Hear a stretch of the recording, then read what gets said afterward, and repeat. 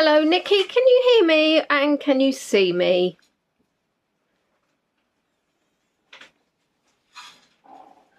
Unfortunately, I have been having lots of technical issues, so I'm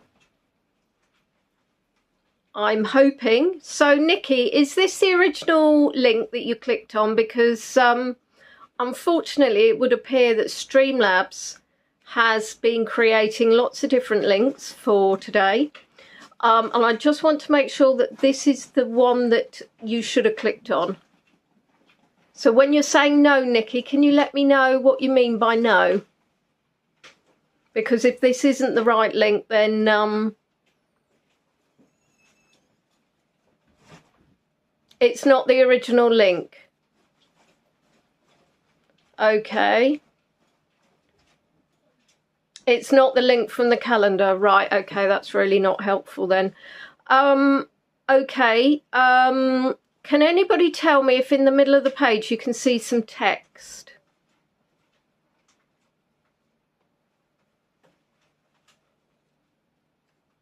Can somebody tell me if you can see some text in the middle of this page for me, please? You can't see anything, you can just see me because across my screen I've got some text. Okay, that's brilliant. All right, I'm going to have to leave you guys for a second because I need to make sure that everybody knows which link to use. So if you bear with me, unfortunately it's completely out of my control.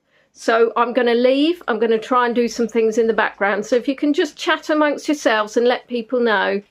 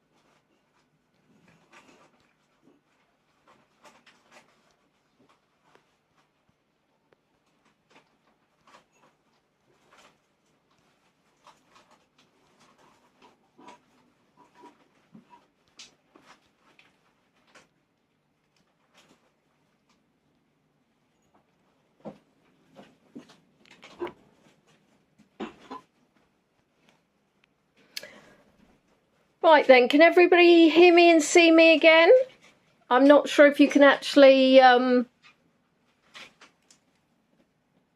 Okay, hopefully now I will be back. Can you all see me in landscape mode now? So can somebody write and say if I'm in landscape mode, please?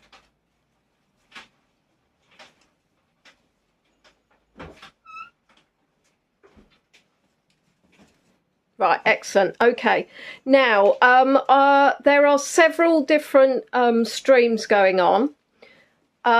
Can somebody please, I have now, can somebody check that the link in the calendar is now right? If somebody can check that for me. And if somebody can see if Claire is around, because I'm hoping that she can then share those. Claire, thank you. Claire, can you please check the calendar for me, and can you put the link to the tour in all the others and make sure that they all leave? Because I think there are several streams going on. So I apologise, everybody. It has been an absolute nightmare because basically Streamlabs has created about 5 different streams and wouldn't let me go live. So every time it wouldn't let me go live, it created a new stream. So I know that there's lots of people that wanted to be on this tour. And from what I can see, there's only 31 of you. So I'm going to do a bit more of the pre-live because I really don't want people to miss it and get disappointed. So, yeah, if everybody can go, sorry, the calendar stream has been updated, Mike. So, Claire, could you go into if there are any other streams, and can you put the link in there for me, please? Hi, Donna. And it may well be that the numbers that it's telling me is actually wrong. But it's the YouTube, so it's the YouTube, Claire, I'm looking at, and unfortunately you're the only person that can post links. So when I had a look, it would appear that there were quite a few people on the original YouTube link. So what I'm trying to do is make sure they're actually not in that one anymore. If you bear with me, what I'm going to try and do is see if I can do something at my end. So if you can bear with me.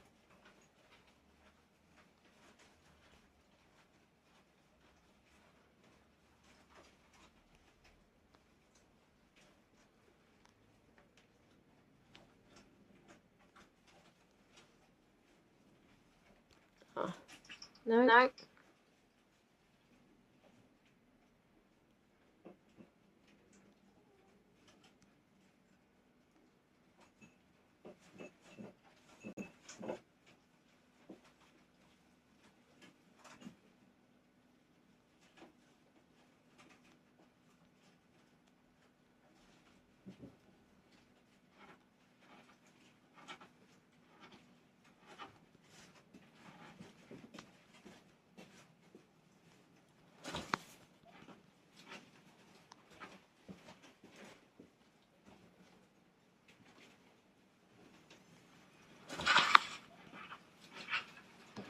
I can see myself. That's always a shocker. Right, so let's go back. Right then. Okay, I have seen that there are quite a few people in that other stream. So you are in the right place now. This is the right stream. So I am hoping that you can all, if you can all check that, if we can all make sure that there's nobody else on that other stream, that would be great. So again, I'm just gonna do the pre-live a couple of more minutes, just because obviously I really don't want anybody to miss out. And it does seem that we've suddenly had a jump in numbers, which is good news. And if I'm looking stressed, that's because I am stressed. First pigs, indeed. Well, I don't know if you can see one behind me. One's trying to break a move for it. Yes, you are. So, Claire, if you could just double check that the other stream, there's nobody else on it. And Stefan, is that you? Time to cuddle a hedgehog. So I think what we're going to do is just maybe see if I can. Can you? No, you can't. I'm gonna flip you around just because I was trying to do a little bit of a hedgehog selfie, and it's going wrong.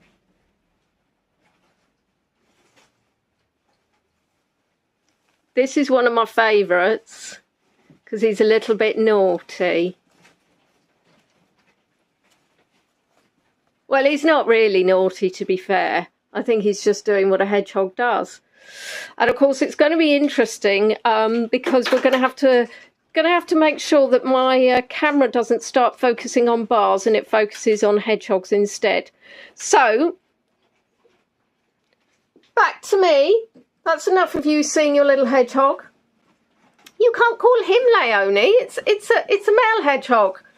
Well, actually, I assume it's a male hedgehog. So what I'm going to do is I'm going to introduce you to the lovely Lisa, who is the lady who is foolish enough to have set up a hedgehog rescue. So I'm going to turn the camera around and all say hello to Lisa. Hello, everybody.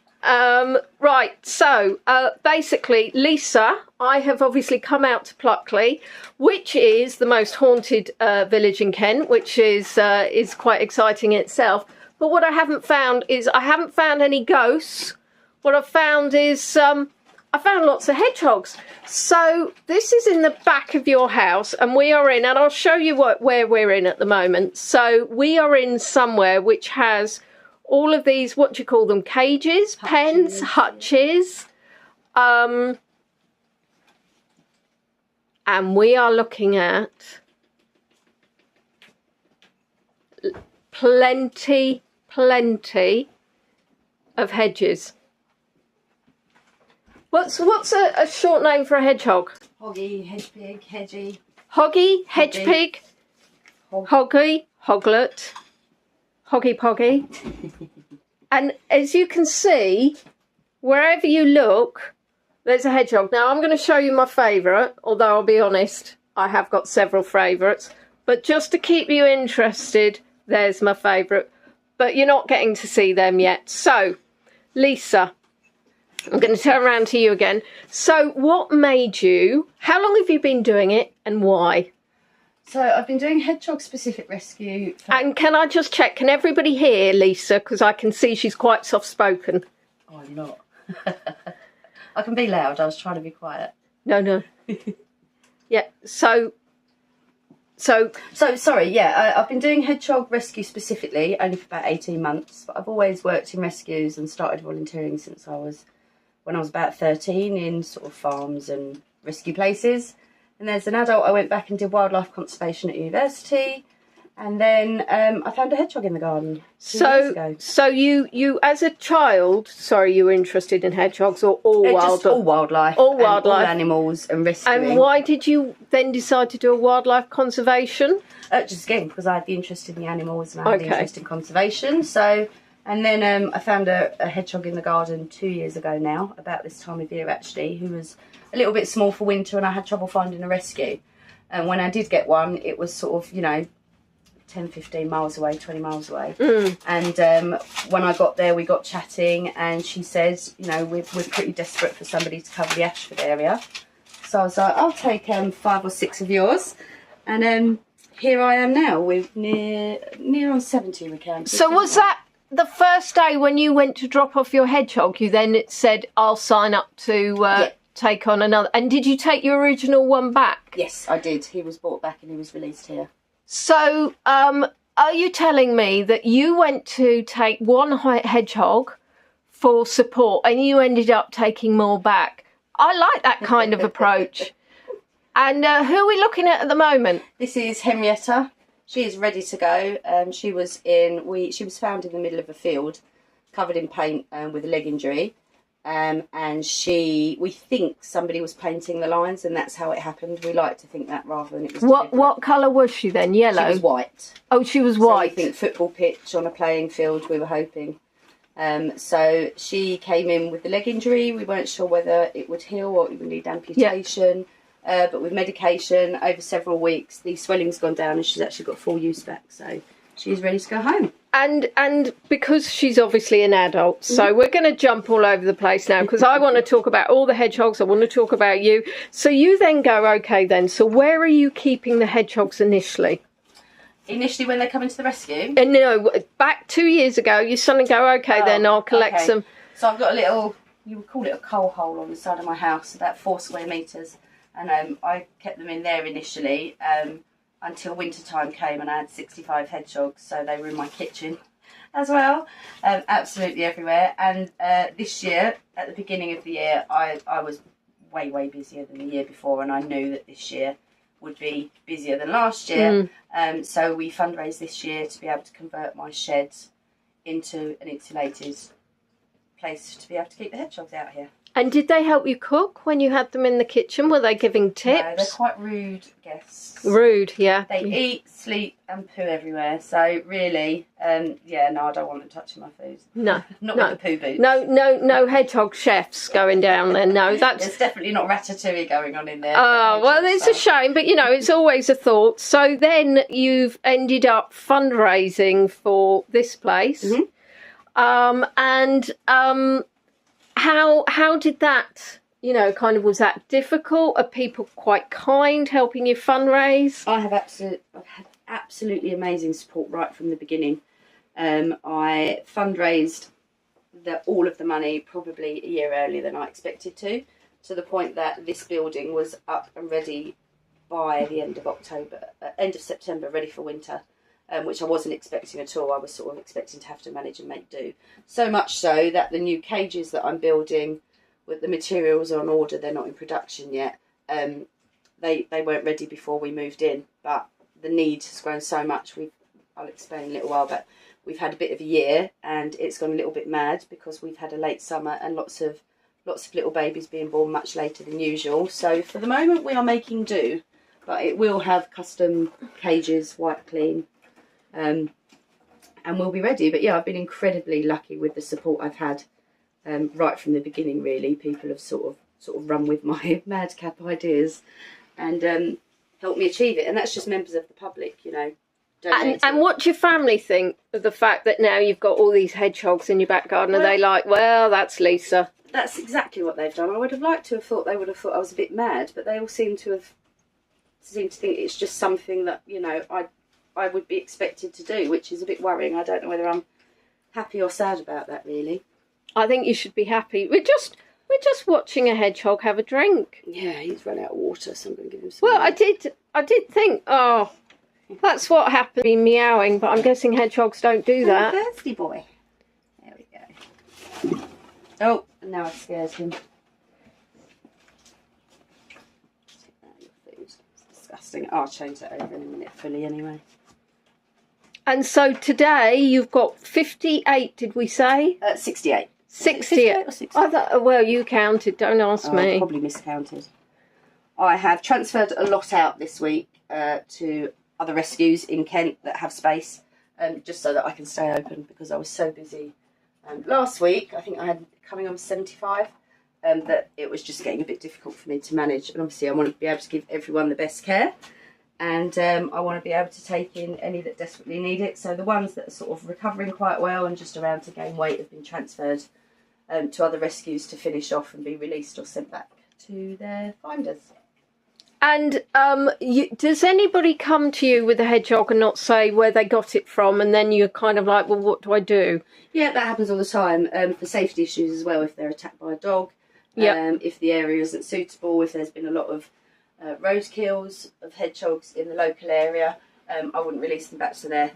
We had a badger attack came in a little while ago. A hedgehog was found with a badger trying to get at it. We wouldn't release anywhere where there's badgers. So in those cases we have what we call trusted gardens, and that's gardens we've assessed and looked at, and we can release our what we call homeless hedgehogs into those gardens where there's a current population and they're support fed and watered all year round. So we do have those gardens available. A trusted garden. Mine probably wouldn't be a trusted garden, to be fair. It's a weird way of putting it. It just differentiates it from all the other gardens. But yeah, we basically check it out. If there's a current hedgehog population there already, they're clearly doing well. If they've got hoglets, they're breeding. And if the people that live in the homes in the gardens we release are happy to support feed and water them because they really do need that support, especially at certain times of year, then I'm generally happy to release there. So. And everywhere you turn, guys, hedgehogs. And what I would say is one of the things is before I've been into somewhere with 14 ferrets and I was overcome with the smell of ferret. But actually, I can't really smell a hedgehog. So it's just kind of maybe an earthy type of smell, that I would say. But actually, now we're looking at this lady. This lady, you may be able to tell, has got a little bit of fur missing from her face, and that's because she's got ringworm. So what I'm going to say is I'm not going to pick her up and rub her all over my face, because ringworm is highly contagious. But there's another reason why I'm not going to pick her up and rub her over my face. Because she's a hedgehog. And I'm trying to do it so you can get the best angle of her little face. Do they often have fleas when they come in? Yes, so not all hedgehogs carry fleas. When a hedgehog is poorly, and obviously all the ones that come in are generally poorly, it gives parasites a chance to take hold. That's what they do. So if you do find a hedgehog covered in fleas out in the day, it's usually an indication that there's something underlying. But the fleas on hedgehogs are hedgehog specific. So even if they got on you or your pets or anything, they can't survive. They would just jump off and die. Oh, they're not normal fleas? Not normal fleas. They're hedgehog Oh, I specific did fleas. not know that. I was going to say, what is she actually doing? I don't know. She's trying to, I mean, I'll be honest, it's a little bit of an insult, I find. It's one of her favourite pastimes. Yes, oh, is it? Yes. Well, I was going to say, it's like she's trying desperately to escape me. I think she really enjoys climbing cages. But again, even if she didn't have the ringworm, so the prickles and the fur, the prickles are their only protection. So if they have bald spots, they're not safe from predators.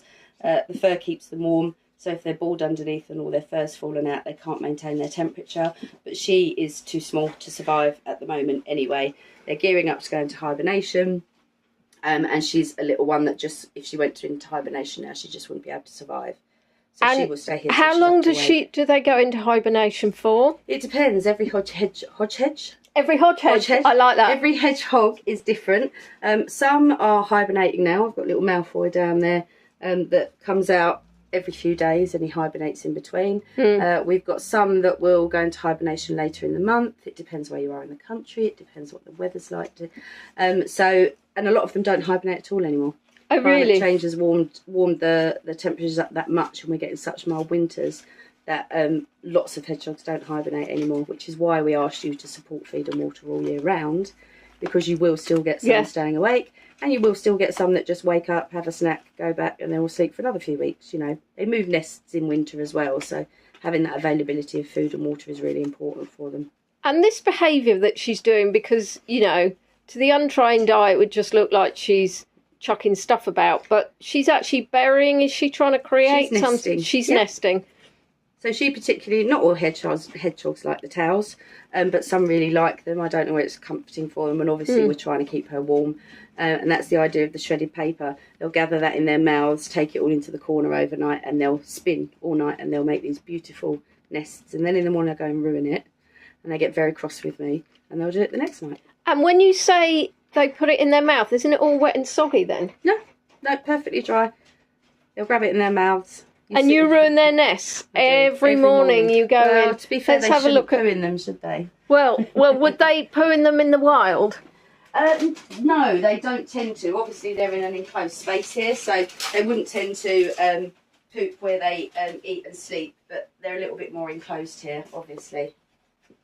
And there is just this kind of this rumbling you can hear all over the place. You can hear like little hedgehogs. There was one having a scratch earlier, and that sounded like oh, there we go. He's having a scratch. Do you know what? That was right on time. But I think surprised me so much. So you just hear this pinging where they're having a scratch, and that's not just because they have fleas. You said it's because they just like to groom. They groom a lot. They spend quite a lot of their time grooming. I get a lot of pictures of hedgehogs on wildlife cameras so intent on the grooming that they fall over, but they're constantly scratching and grooming. So what are you feeding these guys? So these guys have 24-hour access to cat biscuits is fine. If you're wild feeding, cheap cat biscuits from Sainsbury's or Tesco are perfect. Yeah. It's got all the nutritional value in it that they need, and it's got no fillers. I specifically in here will give them a combination of dedicated hedgehog food, and I mix that with all the cat food and all the things I've donated. That way we don't get fussy hedgehogs on release. They're not going to expect a certain type of food. And is it cat food rather than dog food? Dog food is absolutely fine. It just tends to be a little bit bigger, and they've got small mouths. So we find the cat and the kitten biscuits is just small enough for the older hedgehogs and for the little ones as well that are trying to put on weight. They're just smaller bits of kibble, really. So like a kitten biscuit? Yeah, but cat and dog food is absolutely fine. And then every evening we feed them a mix of wet foods, which is tinned hedgehog food and tinned cat food or pouches cat food, all mixed up together. Because really here we're trying to get them to gain weight ready to go. In the wild and with people support feeding, it isn't really necessary. The biscuits are fine, and the biscuits actually keep their teeth strong and healthy and remove plaque and stop their teeth from going softer as they get older. And have you ever been bitten by a hedgehog? For the first time the other day, actually, but I did have my fingers up the pointy end, practically in his mouth. So he was probably after the, the smell of food on my glove. And why were you? Why did you have your fingers up the pointy end? It's just the way I was holding him when I was cleaning him out. As I went to move him, I think I made him jump. But as a general rule, they are completely placid, and they really take a lot when they're coming in, and they need to be cleaned up, and they need fly strike removing, or have wounds cleaned. They're really great at just letting them do it. Did it hurt? No, didn't break skin at all. It was just like a little bit of a Was it like a chomp rather than a proper? It was more a move your finger out the way of my teethy pegs, please. And are there more than one in? Because I've noticed that this one's drinking. And that's moving. Yeah. And unless, I know Pluckley in Kent is the most haunted village, but unless you've got haunted hedgehogs. Maybe all the ghosts are actually hedgehogs in well, maybe. in the hedges, because they used to think they were haunted. So in here we've actually got a litter that came in not long ago of mum and 4 babies. Right. So are you going to make me squeal? No, I don't mean like that. I mean like go. Oh, it's so cute. Yes, so we've got these 4 little ones in here, and because they're siblings, hedgehogs are solitary creatures. They like to live alone, but they're not territorial, and siblings do like to keep each other company while they're in the nest. And at this age, they would still just about be with mum, so they don't mind sharing. That is cute. That is very cute. And when does mum go? Do you know what? Go away now. About 6 to 8 weeks. She will start taking them out to forage at 6 weeks. He's like, are you bringing me food? Is there anything cuter than watching a hedgehog nose stick out from underneath a... What is that anyway? Is that like a top of the cat carrier? It's, no, a guinea pig house. Oh, of course, silly me. Yeah, not a cat, it's a guinea pig. House. I tell you, they're funny looking guinea pigs, aren't they? Yeah, we've got a lot of love for that nose. I'm just gonna. So, what do they eat when they're out in the wild? Because obviously they're not going to go out and buy a bit of cat food, bit of dog food. No, a lot of people. It's basically an old myth that they love slugs and snails. That's actually a very small part of their diet, about 2%. They're insectivores, so their main food source is insects. Insectivores. Now that's catchy. And that's essentially why they hibernate. There isn't as much food. So when you say insects, what kind of insects are on their menu? Bugs, beetles, caterpillars, ants, anything they can find. They've got really sensitive noses, and their sense of smell is fantastic. They can actually smell, and their hearing. They can smell and hear bugs under the ground to about 2 inches and locate them directly enough to be able to dig them and find them and eat them. Wow. So, yeah, so actually, not really into the slugs and snails? Not really. The slugs and snails are our biggest problem at this time of year. There are less insects available over as we go into winter. And they actually carry lungworm, roundworm and fluke. And right, so let's go. So slugs carry lungworm, roundworm. I am looking at the chat, guys, but obviously there's a lot going on at the moment, so I'm trying to catch everything. If you want to save your questions towards the end, that would be great. And then I can pick them all up so we don't miss anything. So, sorry, you were saying that... So, they carry lungworm, roundworm and fluke, which are the main internal parasites that we have coming in. So, I know lungworm. Yeah. I know ringworm. roundworm. Roundworm, sorry, got all my worms mixed fluke up. Is an intestinal trematode, so it's basically an internal parasite. Is that specific to hedgehogs? No, I think other things can get them. Dogs and cats are generally, it's not medicated, is it? Vaccinated against those, that's the word. But because there's less insects, they're consuming so many more of them that although they have a natural burden and can cope with them... Right, I'm with you. It increases. Too many slugs on the menu. Too many slugs on the menu, yep. I mean, I'll be honest, I would be happy to pass on the slugs. I mean, but I'll be honest, I probably would pass on the ants as well. I'm not sure I'd be a great hedgehog. So, you said obviously it's coming up for feeding time. So obviously they've already got quite a lot of food in here. Yeah, they have the food, but they do really like I'm going to hand feed Pogo. Oh, we're going to hand feed Pogo.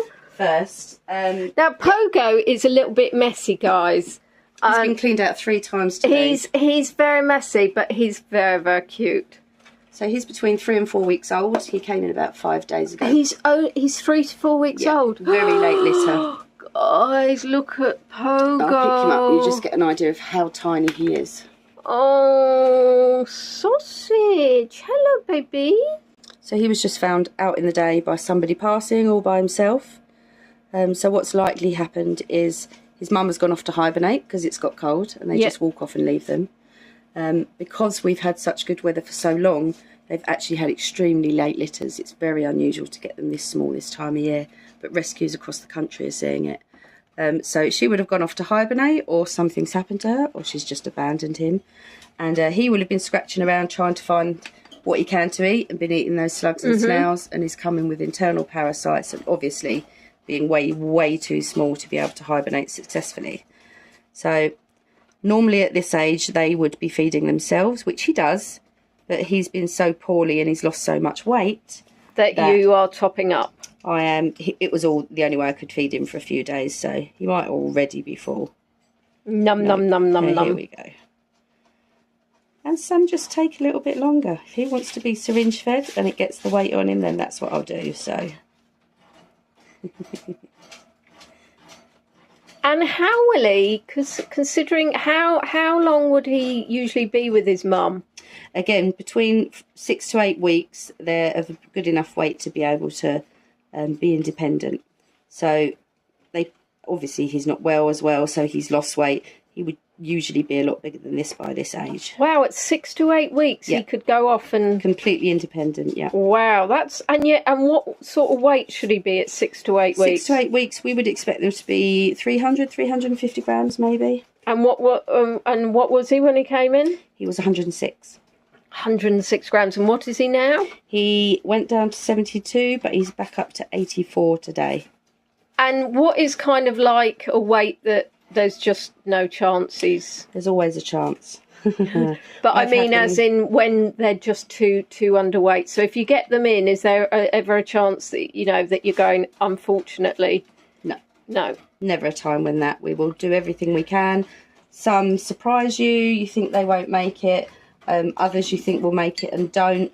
It depends on how long they've been out for. Are they dehydrated? How long have they been laying getting hypothermia? Whether they've got internal parasites. There's so many variables that you treat everyone as if they've got every chance, and you will treat them exactly the same.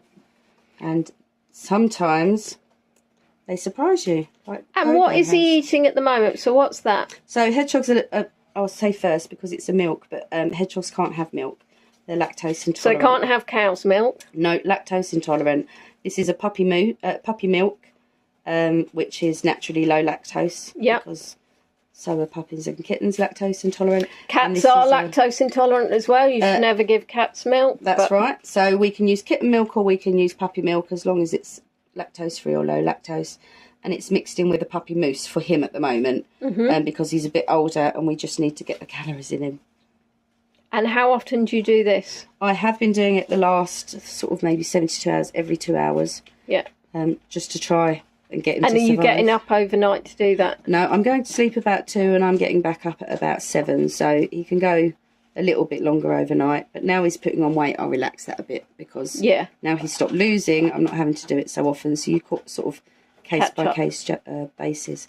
But the newborns and the babies, they have to be fed every 2 hours, day and night, for at least 2 to 3 weeks. Yeah, a bit like the kitten hand rears that we just had. They were needing to be fed every two hours. And I can see that, obviously, and you can see his little paw there. He's had enough. He's like, yeah, I've had enough now. So yeah, there's the And how soft are they when They're really soft. So their spikes are made out of keratin, the same as our hair and nails, but it's slightly modified. And they're incredibly soft.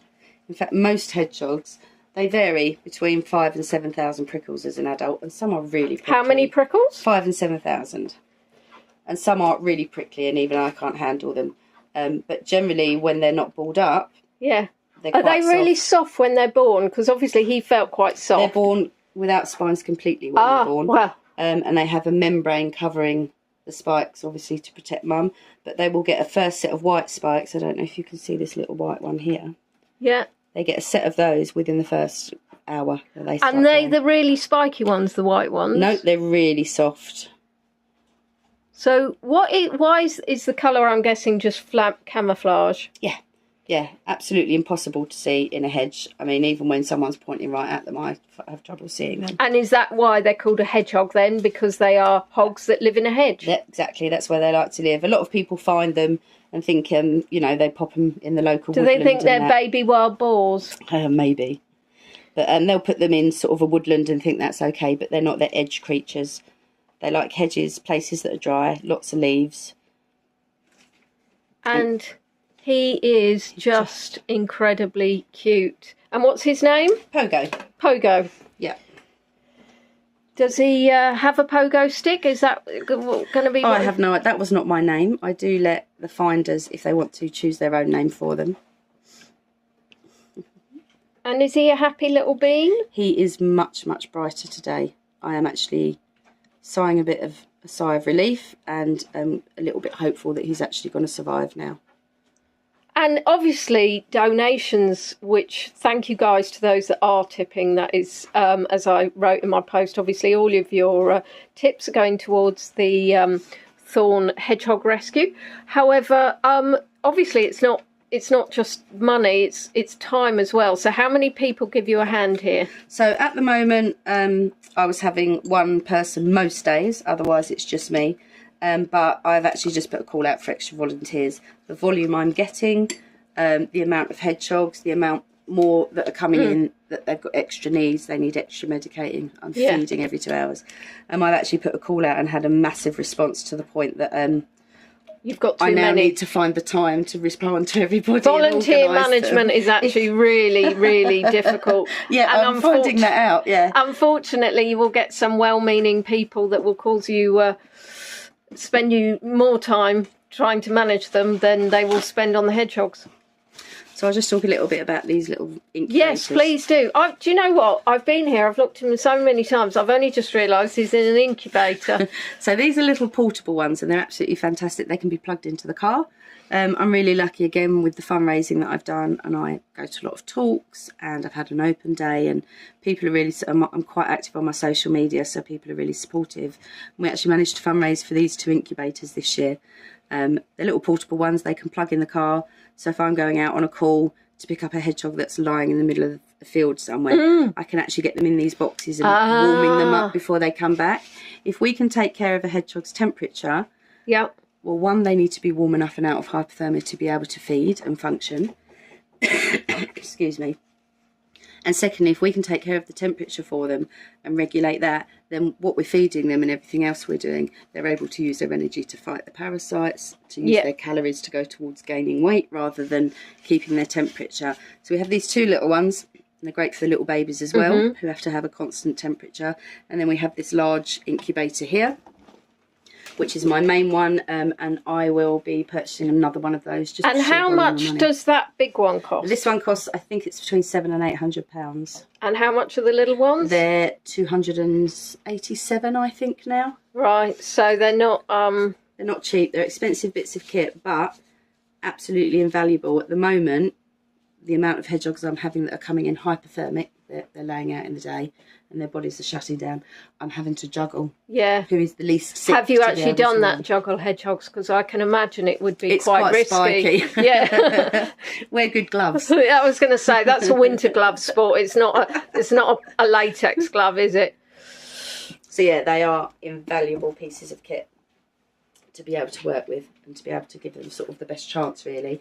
Otherwise, I'll give Pogo another couple of days. Once they've got over the first and second night, 48 hours, I will then move them from ICUs onto into hutches and cages with heat pads and things like that. So these guys are, well, Carla is practically bald underneath, so she gets cold, so she's on a heat pad.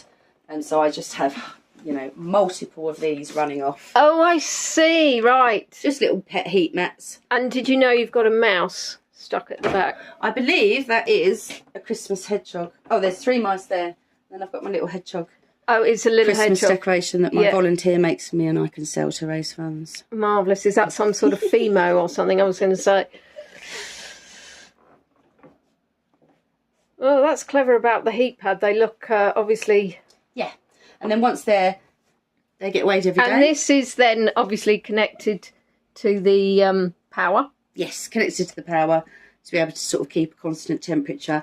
And I'll only put sort of the back corner in. Yeah. And then as you can see with Carla, she's choosing to be on that heat mat. If she gets too hot, she has the option to come off. Yeah. Unlike the ICU, which is at constant temperature and they can overheat. So it's a game of checking their weights, checking the temperature they feel when you pick them up and deciding what's going to be best for them and what sort of hutch as well. Yeah, I mean, somebody said your power bills, obviously, is that quite high? At the moment, yeah, they're going because up. Of the cost of electric. And have you thought about, you know, you can get those cycles that generate energy. Perhaps we could like have a hedgehog wheel turning around. They do go a fair few miles at night. Do you know that one thing that amazed me about hedgehogs is how fast they move? Because I kind of thought they'd be a little bit shuffly. Well, we do all see them shuffling about, don't we? But their legs as an adult are actually about 10 centimetres long. And once they're up on those legs and running full pelt, they can go about 15 miles an hour. 15 miles an hour? I don't even know how fast I can go, but... I'm not sure I could go that fast. I was going to say, 15 miles an hour? Well, I mean, I wouldn't because I can't even do 15 miles. But, goodness gracious me. And so why have you got the different cages? Is it because you just don't have enough of the others? Or is there a specific reason? One's coming and this is what I've got. The boxes in particular I use specifically for hedgehogs that have just come in. So if they've got fleas, if they've got ringworm, if they've got mites, or if I'm not sure, housing them in the boxes, they're cheap, they're quick to clean, they're hygienic, and it means that we're not transferring any potential parasites onto the other hedgehogs. So it's like infection control. Because I'm guessing even though hedgehog fleas obviously don't want you, they want the other hedgehogs. They do, and I would be absolutely overrun. They all get treated for them as they come in. And talk to me about fly strike. So fly because strike, what people obviously may not know what it is. So what is it first? So fly strike is fly eggs. Any poorly hedgehog that has an open wound, or even if they're actually just out poorly laying out in the day, they give off a pheromone apparently. And the flies are attracted in, they lay their eggs all over the hedgehogs, and given enough time they will hatch into maggots and they work their way into the wound or into their orifices. And is that around, obviously I know in rabbits it can be a lot around the bottom, shall we say. So is it around the bottom a lot? It can be, it depends where the wound is. Generally I tend to see it more on their faces and their ears, so in their eyes, ears, mouth. But if it's quite advanced fly strike, you can get it anywhere. If we get one in with fly strike, we check every inch under armpits and, you know, all sorts. They manage to get everywhere. Flies are really devastating then, aren't they? And what would happen if that was in the wild? It will kill them. It would just kind of alone, eat them from inside. Yeah. They're great at cleaning wounds and stuff. Unfortunately, they don't know where to stop. And, they will kill a hedgehog very quickly. So it's really important. So they will come in here, and I'll sit at my desk and spend several hours picking every single one off, if that's what needs to be done. I'm going to be feeding as we go along. Yeah, no, that's fine. I'm just looking to see if I can see any hedgehogs that are moving. Once the food's out, you'll be able to see them. Oh, I can see a nose. Yeah, they can smell it already. The second I take that lid off, it's like they're all ready and waiting, primed. That's Henrietta again. Not Henrietta. That is Beryl. So Beryl had ringworm as well. Beryl had ringworm. Oh, round her snoz, round her nose. You can see it's growing back. Yeah. Carla and her. You can see it's very thin and fluff and fuzzy, but it is actually growing back. We've got different stages of ringworm then. We have. But I guess it's easier to see on hedgehogs if they lose that amount of fur then. Yeah. Oh, the fly, and it can actually cause the fly strike because it's sore, and then the flies lay their eggs and do other disgusting things. So yeah, fly strike. I have fly zappers, fly screens. If I've got one in with this is tasty actually. Could I take some home for tea? I'll get you a little Tupperware pot. Yeah. So this is a mix of hedgehog food and cat food, all varieties, and I mix it together again so that when they go back in the wild, we've not got hedgehogs. And believe me, it's happened. That will only eat the branded stuff. Oh, yeah, we think it's just humans, but you know. No. There are some that will only eat that. How do you... So, is this a day's worth here, or how long will that... This is probably a day's worth at the minute, but it's usually double that. Just at this time of year, a lot of them seem to have gone off it. So, I've given it multiple days and they haven't eaten it, so I just make sure they get extra biscuits. Some like it, some don't.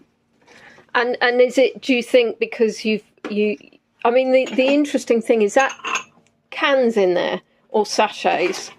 Cans, I've got tins of hedgehog food, tins of cat food. Only because I've noticed sometimes with the sachets, there's sometimes a sachet that goes off. Yes, yeah. And then that, I guess, would, you know... I think hedgehogs would potentially eat off food. I don't think it bothers them as much. But it's been several days, so it's been several mixes. Yeah. So I know that it's actually, no, they've just been fussy. And those little, so what would they normally be used for, those little like glass? The goo pots, the pudding pots? Yeah. I don't really like using them because they're glass, but there isn't really much for them to What else would you... What my favourite... It's sad I have favourites, No. It's these sort of little ceramic pots at the back. But you have tapas, it's tapas dish, isn't it, really? It is. So they're at the back, and they're nice and heavy. They can't tip them over. So at the moment, because I've got so many, I'm resorting to the goo pots. But typically they would have a couple in them, wet and dry. Right, I'm with you. So then, because I've already been in and seen one of the hedgehogs actually walk into their little water dish. So obviously I assume they also walk in their food, do they? They walk in their food, poo in their food, poo in their water. They poo in their food. Oh my goodness. Absolutely everywhere. It's known as interior decorating in the rescue world because how on earth they get it up the sides and across the ceiling, nobody is really sure. But they certainly aren't. Are there some that are better aiming at... Some of them will only use a corner, some won't poo in their houses, some won't poo up the sides, some are very tidy, and some are absolutely disgusting. That's nice. You say there's no smell, and I was laughing because when you come in the morning and you first open that door, it can be quite eye-watering. Does it hit you on the back of the throat? It certainly does, yeah. Well, it just shows what a clean gaffer you have then. At this time of day it's clean because they're asleep all day. It's when they start coming out at night. And a hedgehog poo, is it like little pellets? What does it look like? It's supposed to be. They're almost like bullet shaped and pointed on both ends. So a lot of people only know they've got hedgehogs in their garden because they find their poo. But in here they're on a different diet. They can have diarrhoea if they're not very well.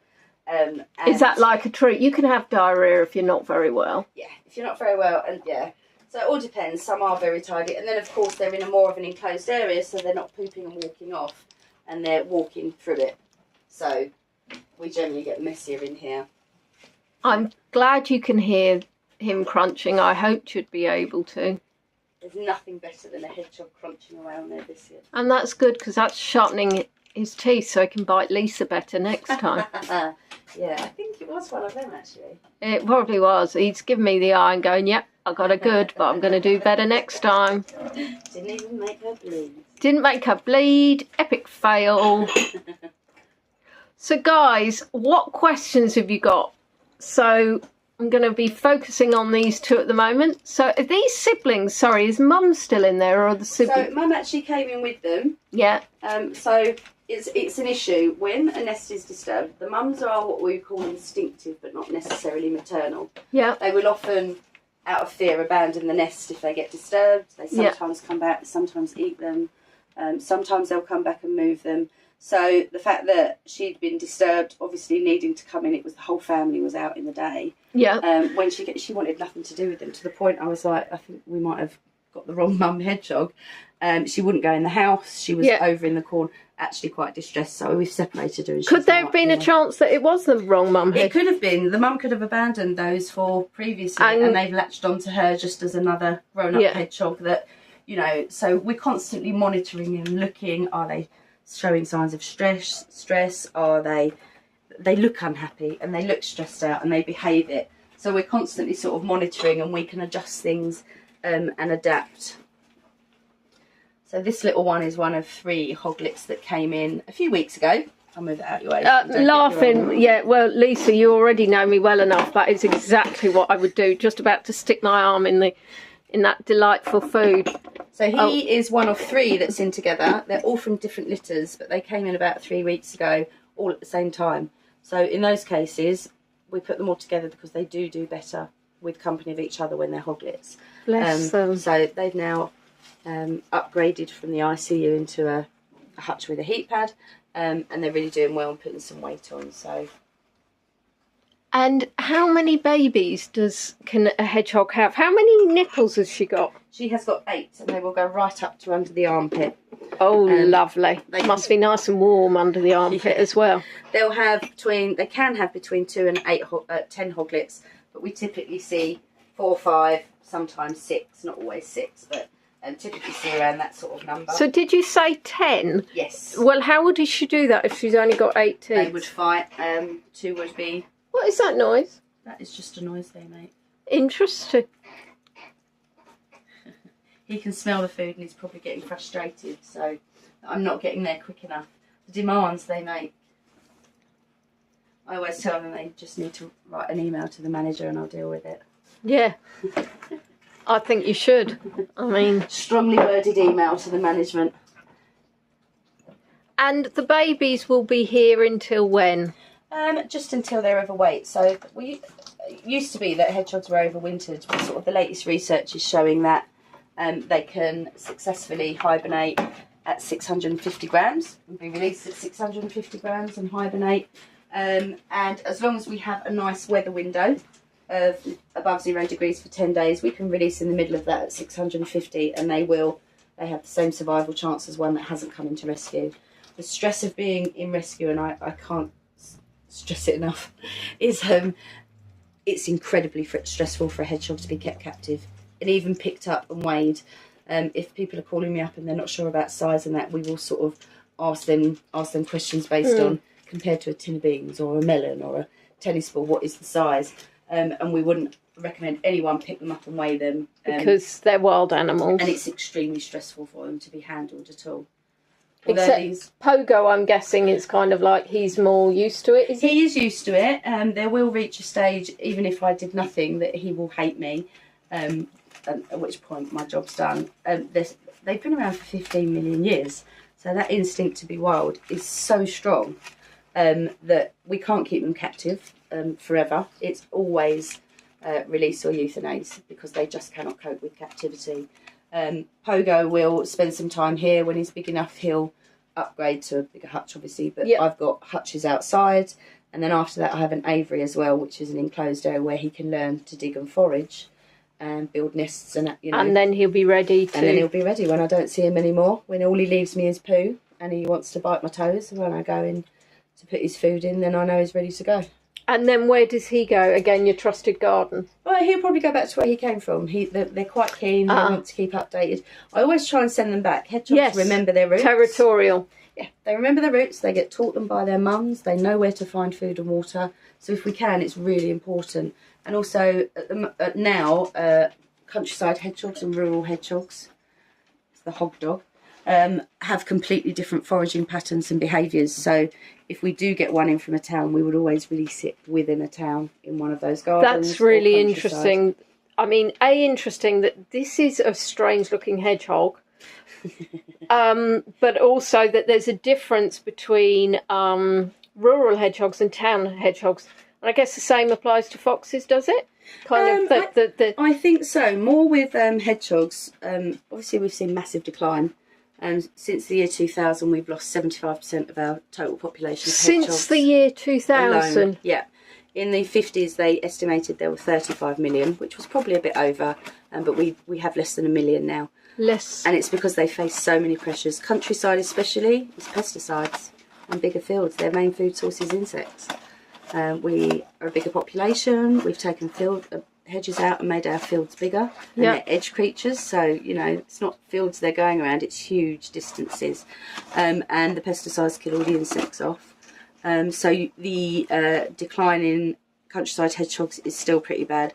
Urban ones are actually levelling out a little bit, their populations, probably based on awareness, people putting in hedgehog highways, support feeding, which is really important. So yeah, they're actually doing a little bit better. So this is a behaviour I'd watch out for. Henrietta is ready to go, but she's had to stay longer than necessary purely because that back leg, we needed to wait for the swelling to go down. So she is starting to get stressed. She's starting to want to dig her way out. She is huffier. She's not a bit Puffier. Huffier and puffier. Not a bit more aggressive, but impatient is the word. So she is due to go home. What day are we today? We are on Saturday. She's due to go home on Tuesday. So that is good news, Henrietta. You're going to go home, Bubba.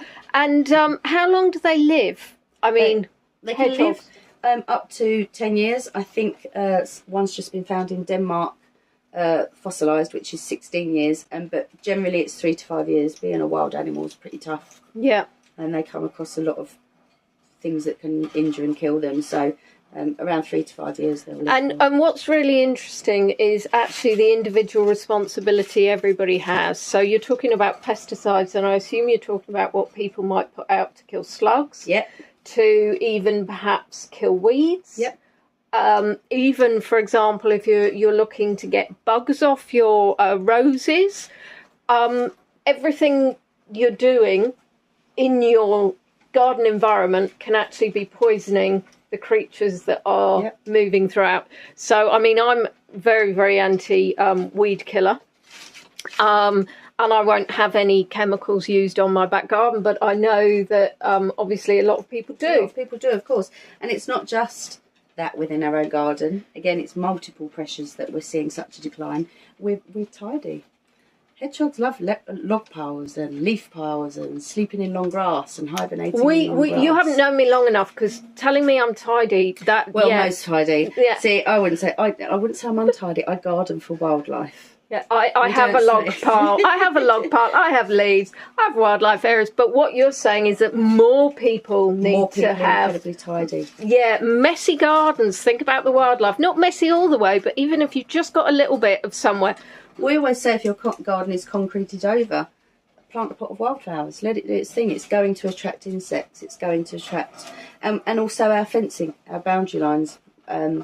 Hedgehogs need to be able to travel 2 kilometres a night, and we'll go further looking for but they'll come back again. The males go and then they come back because they've got their nest. They need to be able to get through those gardens. They need to be able to get through those impenetrable fences and travel from garden. I mean, it's about 6 football fields, I think. That's a lot of gardens. And if there is one blocking always in and always out, that hedgehog is never going to make it to the next 20. Yeah. So it's... And I've seen, obviously, some people, I know my mum's neighbour actually has created a little hedgehog space in the fence, so the hedgehog can actually trot through. I'm not sure the highways, they're called. Hedgehog highways. More crunching going on here. And so vets, obviously. Yep. How much veterinary costs are you getting? Because is it a case that you're doing most of the stuff yourself because actually you're able to treat, or are you having to take them to the vet to diagnose and then you treat? So it depends. I can treat here. So every hedgehog that comes in, if it's a wound or something like that, that's one thing. A poo sample will be taken.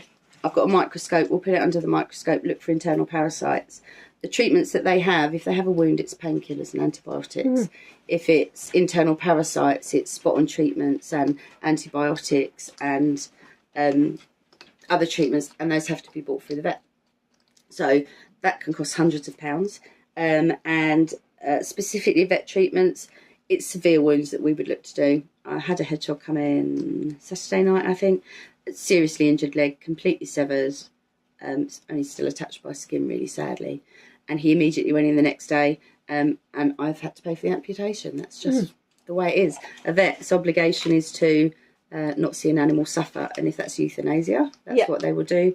And if it's pain relief, that's what they will do. But very few will operate and amputate and remove limbs. I mean, they haven't got the space or the resources to keep them. It's not. I assume if people are paying for it, they'll do it. But it needs to be paid for. Yeah.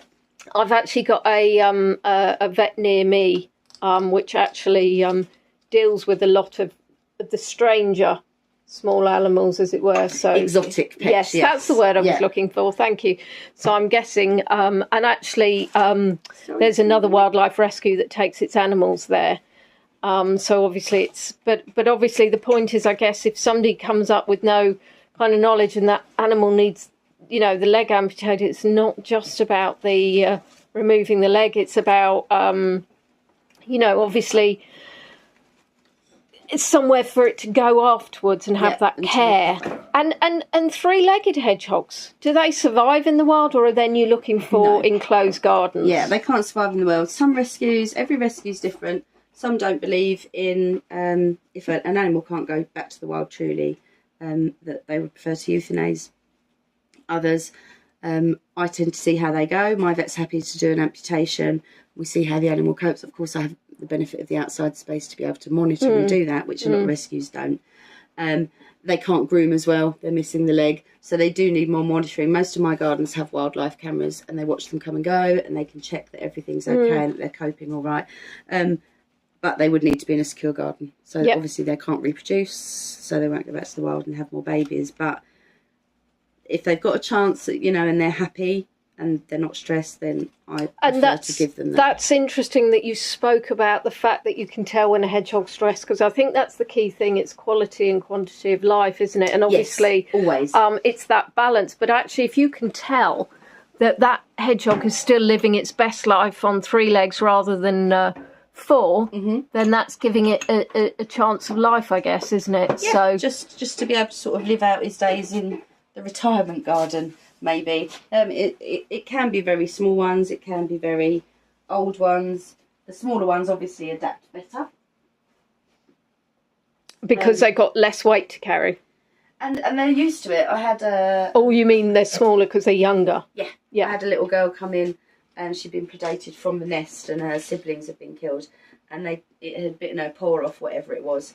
And she went back to the wild. She had adapted already as she grew up. She'd never known any different. So it's all based on the individual. Well, for me anyway. As I say, every rescue has their own policies and procedures and finances, I guess, at the end of the day, because unfortunately, it's not an open checkbook, is it? No, and space. I'm incredibly lucky here. I've spilled that all over my hand. That I have so much space. My capacity in here would probably be up to about 100, I think, once all my new cages are in. Because you'll be able to stack them higher, I'm guessing. Yeah, they'll be just like these. So they'll be stacked up and even divided in half. They are a good size for them to... Somebody made this for you then, I'm guessing? Yeah, I've been made lots of things. Made and sent that to me. Came through the post. That's cool, isn't it? I've actually got a pin board ready for all the little cards and things that I get coming through. So legs get injured, Tina. Well, it could be attacked by a badger, could be attacked by a dog. Predators. Any predator, really, that, Get caught in rat traps. That's another major one. That's what we see. Their legs actually get severed. And by the time they've got here, it's just gone. Mowing the lawn. Yeah, I'm glad Claire's asked, actually, how can you... I was going to ask you this. Sexing a hedgehog, so I could sex a kitten. Yep. How do you sex a hedgehog? Basically, you lift their bottom up. If their bits are closer together, it's a girl. A male appendage will almost be where the belly button is on a female. But again, it depends how big they are. That's quite far down then. It is, yeah, sort of almost in the middle of their abdomen. But then the little ones, I mean, quite often I'll have 6 newborns in, and I think they're all boys, and then it turns out that actually they're not. As they get older and get fatter, because obviously. they develop. I mean, I'm guessing it's, and again, because you want to minimise the amount of distress, I'm guessing you're not spending too long sexing them either. Yeah, quick look when they come in, and that's all we need to know. So really. Pogo's now basically crawled under his face cloth or his towel and gone night-nights. How long do hedgehogs sleep for? Well, they're guided by the light, really. Completely nocturnal. During the summer, they'll sleep less hours because it's dark for a shorter amount of time, and in the winter they'll sleep much longer because the days are shorter.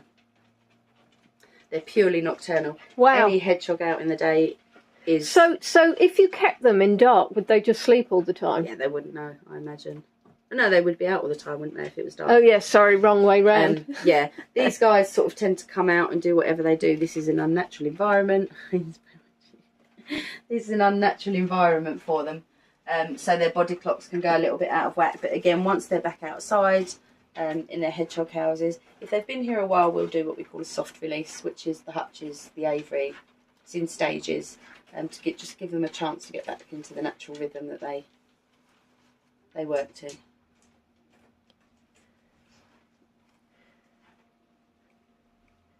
And do you work with other hedgehog rescues? Yes, all of the ones in Kent, we all work together. Like I said, you know, I was a little bit overwhelmed with numbers, so the sort of rescues all rallied together and we distributed them out across Kent. Some are more specialised. I don't mind the 2-hour feeds with the baby. Babies, if I'm up with 6, I may as well be up with 26. Yeah. Whereas other people have jobs and things like that, and can't necessarily can't necessarily take the babies. She's not saying that to me, guys. That is to the dog. I'm saying that to the puppy. It's not even a puppy. Go away. How old? Now I'm getting confused now what I'm saying. How many rescue centres are there in hedgehogs? Oh, for goodness sake. How many hedgehog rescues are there in Kent? So we have 1, 2, 3, 4, 5, 6, I think. 6 in Kent. Yeah. So Joy, I'm afraid I don't know how many hedgehog rescue homes there are in the UK. So there's 6 in Kent, and each county in the UK will have a different number, and some will probably be take on a lot, some will take on a little, and then you'll have other wildlife rescues that take on hedgehogs. So the 6 you're talking about, are they solely hedgehogs, or are they rescues that also take hedgehogs in? Some of them.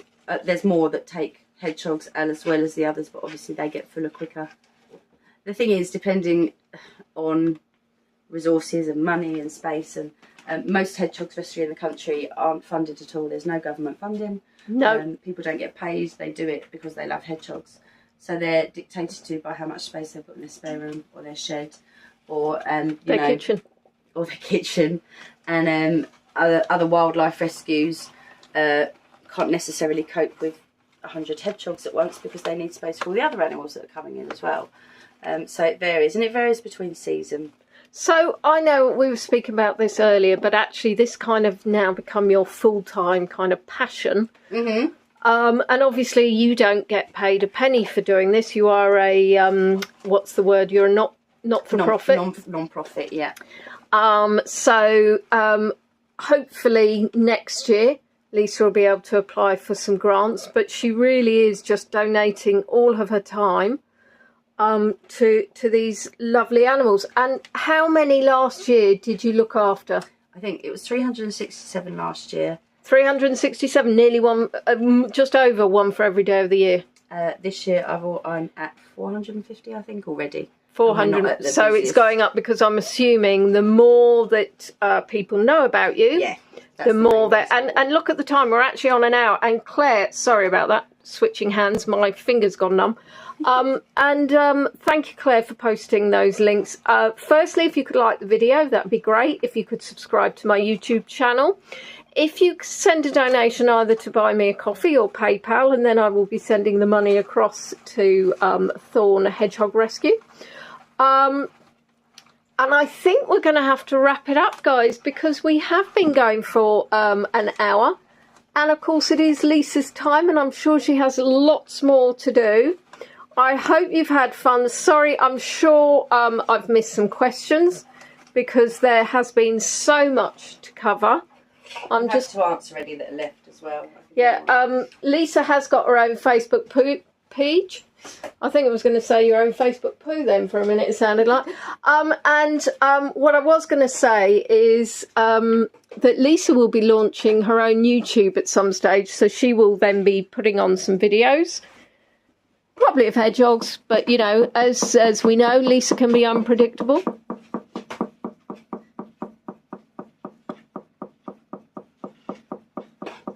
Someone's having a good scratch. That is the noise of a hedgehog having a good old scratch.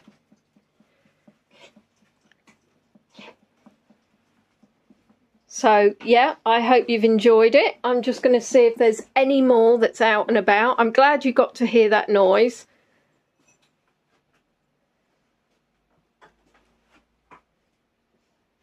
There are just, you obviously don't remember all their names.